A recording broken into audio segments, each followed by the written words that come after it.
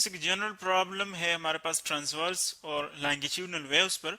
इसमें जस्ट हम ये डिस्कस करेंगे कि जो पार्टिकल्स की वाइब्रेशन होती है और जो वेव्स की डायरेक्शन होती है उन दोनों में एंगल कितना होता है। दोनों टाइप्स के जो वेव्स है उनमें हम बात करेंगे, ट्रांसवर्स वेव्स में भी और लॉन्गिट्यूडनल वेव्स में भी।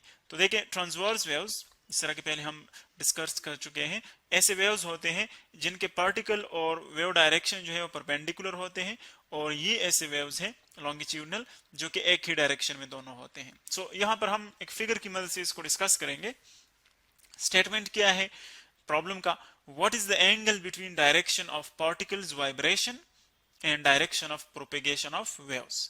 पार्टिकल्स वाइब्रेशन मीन कि जिस डायरेक्शन में पार्टिकल्स वाइब्रेट करते हैं उनके दरमियान, उस डायरेक्शन के दरमियान, और जिस डायरेक्शन में वेव्स प्रोपेगेट करते हैं। प्रोपेगेट मीन जब जिस डायरेक्शन में वो मूव करते हैं, मूवमेंट जिसकी होती है, उन दोनों के दरमियान क्या एंगल होता है, कौन सा कितना एंगल होता है, वो यहां पर हम देखेंगे। सो फिगर में आप देखें, let's suppose this is figure number 1।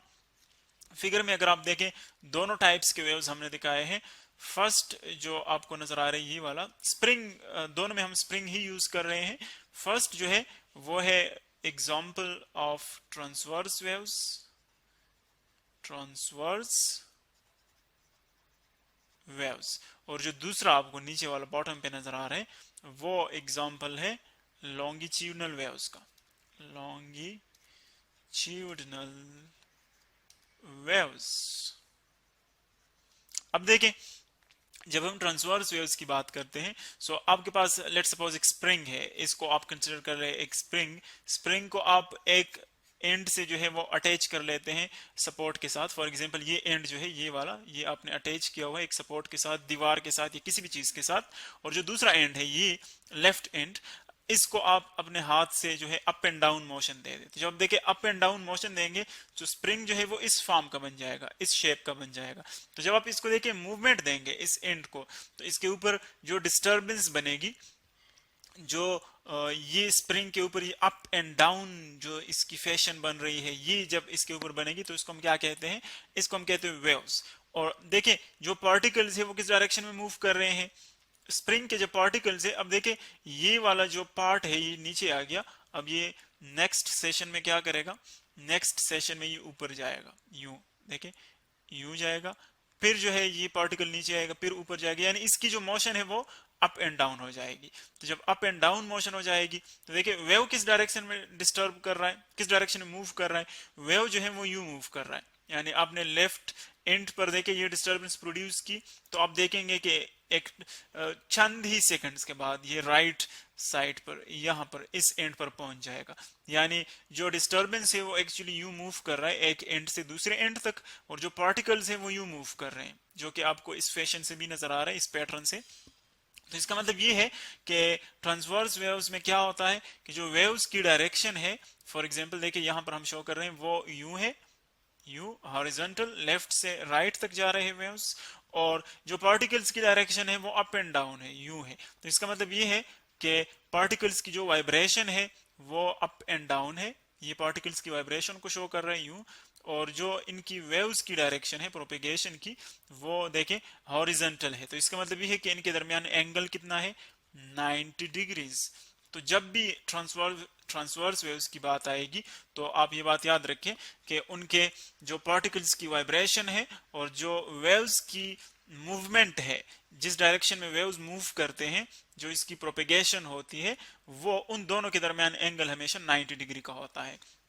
तो ये बात हम अब कंफर्मली कह सकते हैं कि जो भी आपके पास वेव्स हो जो ट्रांसवर्स हो, फॉर एग्जांपल आप कंसिडर कर लें वाटर वेव्स।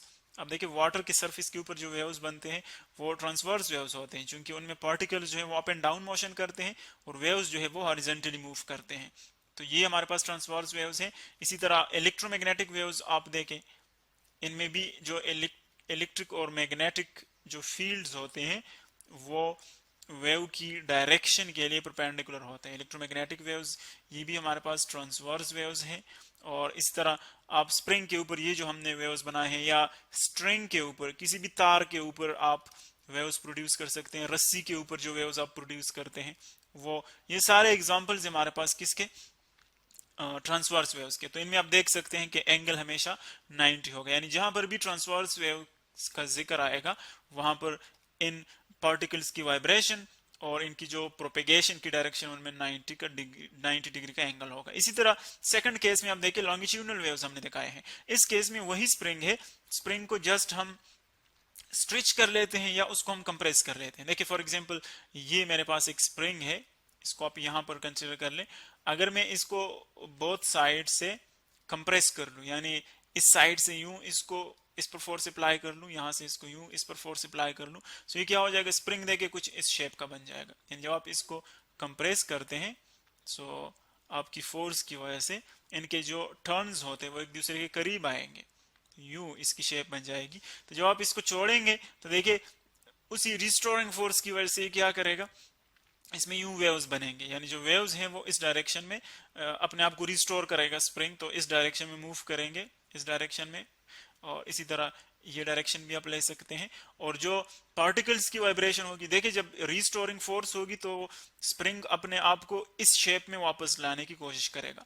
जब इस शेप में वापस आएगा तो इसका मतलब ये है कि जो पार्टिकल्स हैं वो भी इस डायरेक्शन में मूव करेंगे हॉरिजॉन्टली अपने आप को रिस्टोर करने के लिए। तो इसका मतलब ये है कि जो वेव्स इसमें बनेंगे वो भी इसी डायरेक्शन में होंगे और जो पार्टिकल्स की वाइब्रेशन है वो भी इसी डायरेक्शन में होगी। तो इसका मतलब ये है कि इन दोनों की डायरेक्शन क्या होती है, एक ही होती है। जिस तरह के साउंड वेव्स होते हैं, आप फॉर एग्जांपल बोलते हैं, ये आपका या कोई भी सोर्स आप कंसिडर कर लीजिए, आपका माउथ है, यहाँ से आप बोल रहे हैं, ठीक है। जब आप बोलते हैं तो यहाँ पर एयर मालिक्यूल्स होते हैं, एयर मालिक्यूल्स पर आपकी जो एनर्जी है वो उनको कंप्रेस करती है। फिर चूंकि आपकी जो आवाज निकलती है वो वाइब्रेटरी मोशन होती है, तो इसीलिए ये इसको कंप्रेस करेगी एयर मालिक्यूल्स को, जो एनर्जी है, फिर एलोंगेट करेगी इसको, फिर कंप्रेस करेगी। तो इस तरह हमारे पास दो किस्म के फैशंस बनते हैं यहाँ पर। एक वो है जिसमें पार्टिकल्स कंप्रेस हो जाएंगे, बहुत करीब आ जाएंगे एक दूसरे के, जिसको हम कंप्रेशन कहते हैं।